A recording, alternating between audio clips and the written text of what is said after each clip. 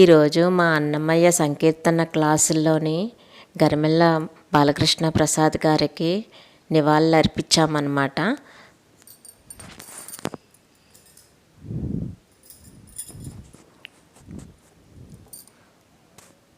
అతను ఎన్నో అన్నమయ్య కీర్తనలకి స్వరం కల్పన చేశారు. ఎంత సులువుగా ఉంటాయంటే పాటలు, అసలు సంగీతం రాని వాళ్ళు కూడా ఎంతో చక్కగా పాడగలుగుతున్నారు.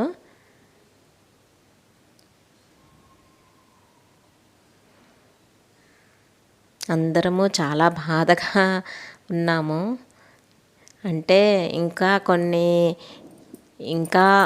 అంత మహానుభావులు ఇంకొన్నాళ్ళుండి ఇంకొన్ని పాటలకి స్వరకల్పన చేయగలిగి ఉంటే మేము ఇంకా హ్యాపీగా నేర్చుకుందాము అన్న ఉద్దేశంతో అందరం ఉన్నాము అన్నమాట.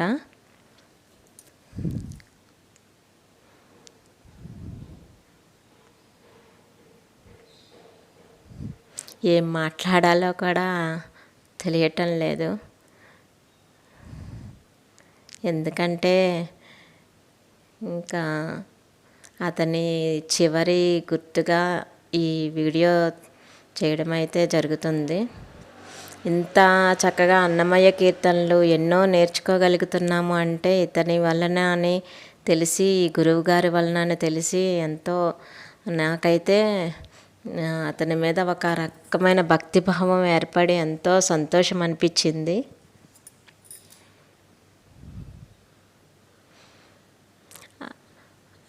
గురువుగారు రాసిన స్వరకల్పించిన పాటలు ఈరోజు మేము ఇక్కడ పాడుకొని అతనికి నివాళులుగా పాడుకున్నామన్నమాట. ముఖ్యంగా గృహిణులకండి ఈ అన్నమయ్య కీర్తనలు నేర్చుకోవడానికి, పాడుకోవడానికి ఎంతో బాగుంటుంది అసలు.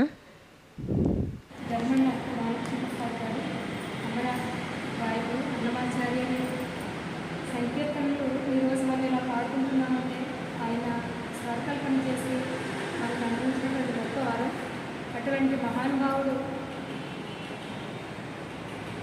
భగవంతుని దగ్గరికి చేరుకున్నారు. అక్కడ ఆయన స్వామికి ఆయన సంకీర్తనలన్నీ కూడా నిర్వహించుకున్నారు. ఆయనకి నివాళిగా మనం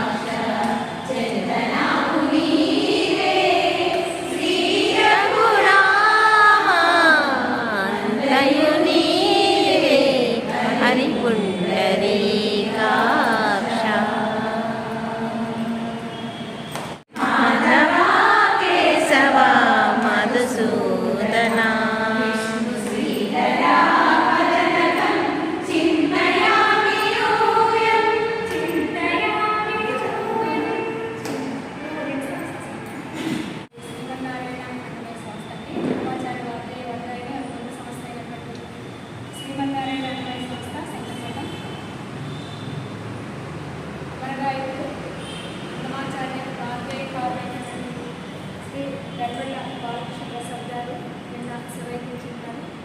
ఆయన ఎన్నో అన్నమాచార్య కీర్తనని స్వరపరిచారు. 10 పైగా మేము 2014 నుంచి అన్నమాచార్య వాగ్గేయ అనుబంధ అనకాపల్లి నేను సంస్థ సంస్థ శ్రీనారాయణ సంస్థ అన్నమాచార్య సంగీతం మాకు ప్రతివారం ఈ సంకీర్తన నేర్పించి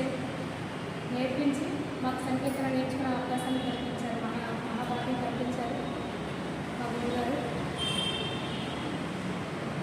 ఈ రోజున మేము ఈ వెన్నెల బాలకృష్ణ ప్రసాద్ గారికి ఇవాళ చిన్న సర్కార సభ్యులు ఏర్పాటు చేసి ఆయన అయినటువంటి సభ్యుల సంకీర్తనలు ఆయనకి ఏమిచ్చినా రుణం లేదు. ఎందుకంటే అంత మంచి మంచి సంకీర్తనలు ఆయన స్వరంలో మనం విని నేర్చుకుంటూ ఉన్నాము. ఆయనకి పాట అంటే ప్రాణం కాబట్టి ఆయనకి నివాళిగా పాటే మనం ప్రజెంట్ చేయగలుగుతాము. కాబట్టి ఈరోజు ఆయనకి నివాళిగా మేము హనుమాచ సభ్యులు సంకీర్తనలు మనకి ధర్మండ బాలకృష్ణ ప్రసాద్ గారి గురించి తెలుసుకోవాల్సిన విషయాలు, తెలియని విషయాలు చాలా ఉన్నాయండి. ఆయన తంబురలో బాగా ప్రావీణ్యం చెందాడు. ఆయన జననం 1948 నవంబర్ 9న రాజమండ్రిలో జన్మించారు. ఆయన 600 పైగా ఎనిమిది కీర్తనలకి స్వరపరిచారు. అవన్నీ మనకిచ్చిన ప్రసాదం, మనకిచ్చిన వరము మనకు తెలియదు. కానీ ఈరోజు మనందరము ఆహ్లాదంగా, ఆనందంగా భగవంతుడి స్మరణ చేయాలి అని అంటే వెంటనే మనకు గుర్తొచ్చేది అన్నమయ్య పాటలే. కాబట్టి హిందూ సంప్రదాయాన్ని ఆయన ఖచ్చితంగా తెలుగు భాషలో స్వచ్ఛమైన సంప్రదాయం ఉట్టిపడేలాగా ఆ పాటలు స్వరపూర్చడం, అవన్నీ మనం తెలుసుకొని ఈరోజు మనం నేర్చుకొని మనకి ఒక స్థాయి కల్పించే ఒక సంస్థని ఏర్పాటు చేసిన నాగలక్ష్మి గారి ద్వారా మనందరూ ఈరోజు ఈ కీర్తనలు నేర్చుకోవడం, అందరూ ఇక్కడ కలవడం, అది ఆనందదాయకం. కానీ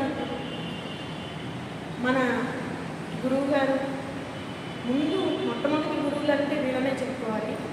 అందరూ వెంకటేశ్వర స్వామికి అన్నమయ్య కీర్తనలు రాశారు, రచించారు, లిఖించారు అననే తెలుసు. కానీ కనపడని అన్నమయ్య ఆయనైతే కనపడే అన్నమయ్య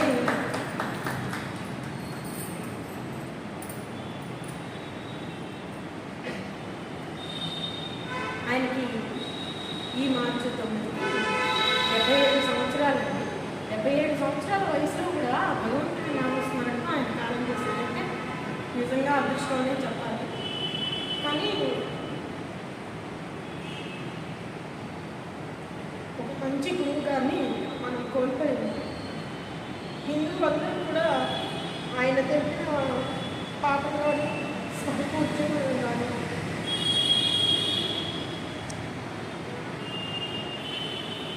ఆయన స్వరకల్పిన పాటలన్నీ ఈరోజు మనం పాడుకోవడం నిజంగా అదృష్టమనే చెప్పాలండి. మాటలు రావట్లేదు. ఆయన మనల్ని లేదు, మనమేమరో ఆయనకి తెలియదు. కానీ ఈరోజు మనం గొప్పగా ఒక విద్వాంసుల గురించి మాట్లాడుకునే స్థాయి మనకుంది అని అంటే అది భగవంతుడు మనకి ఇచ్చిన అదృష్టం అనే నేను భావిస్తున్నాను.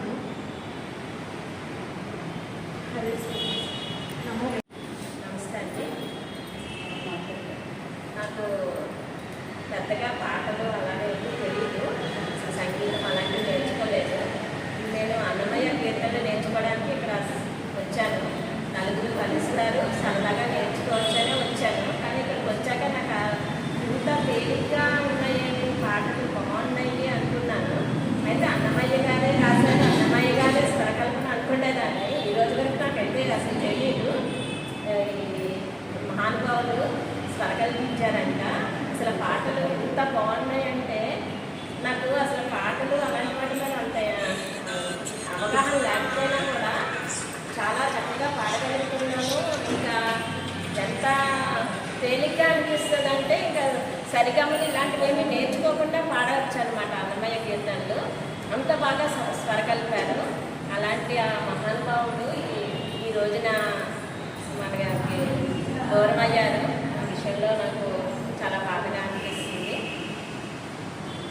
అతని ఆత్మ సాధించాలని కోరుకుంటున్నానండి. ధన్యవాదాలు.